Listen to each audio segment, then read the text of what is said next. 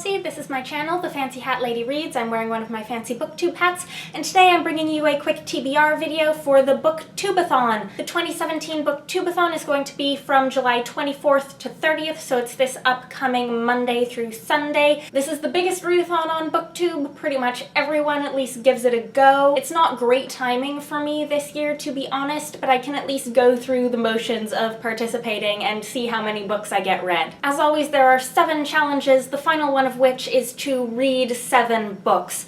I'm committing myself to 4 because there are 4 books from my TBR from the month that I won't have gotten to yet by the time this starts. I'm going to fit each of these books into one of the challenges, and then I'm going to pick 3 more books to fill the other 3 challenges, but I'm not going to pressure myself to read more than these 4 if it's not gonna happen. So the 4 books from my July TBR that I still have yet to read are The King of Elfland's Daughter by Lord Dunsany, Chocky by John Wyndham, The Princess and the Goblin by George MacDonald, and Lumberjanes Volume 1 by a bunch of people. If you want to hear more about what these books are and why I want to read them, I'm going to link my July TBR for you where I do that. But going through the challenges, the first is to read a book with a person on the cover. Actually, all 7 books that I have here, all 4 of these and all 3 of these do have people on the cover,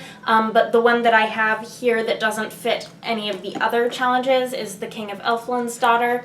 This is going to be the first book that I pick up during the readathon. This is my highest priority book of the bunch. Challenge number 2 is to read a hyped book, and for this I'm using Lumberjanes. This is an extremely talked about, very popular graphic novel series. Number 3 is to finish a book in one day. I will probably read Lumberjanes in one day just because it's a short graphic novel, but I also have another book that I plan on reading in one day because it's very short, and that's Chocky. This is only 153 pages, although there's quite a bit of text per page.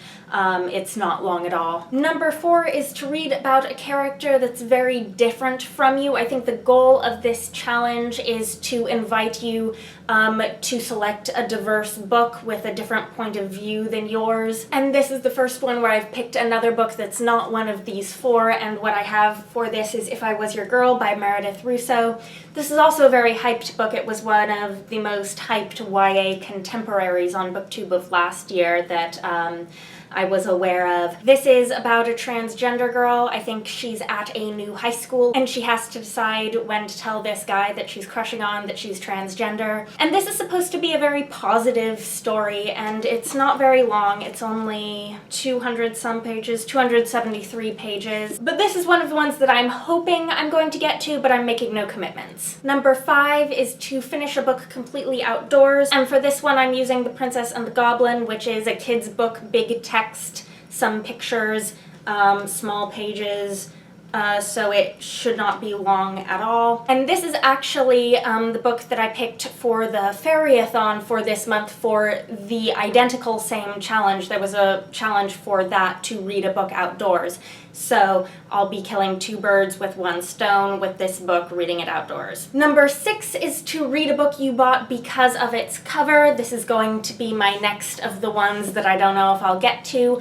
I don't buy books purely because of their covers very often. The closest thing I have to a true cover buy was a book from my last book haul. It's right here, Elfland by Frida Warrington, but this is, you know, over 500 pages, and so this is not going to be a Booktube-A-Thon book. So instead what I have is The Tale of Gwyn by Cynthia Voigt. This is the first book in a companion series of 4 fantasy novels. I think they're set in a non-magical fantasy world that are either middle grade or YA-ish. They may have been originally published before that distinction was quite so easy to make. But this was originally published in 1985, and these books were all originally published with different titles and different covers.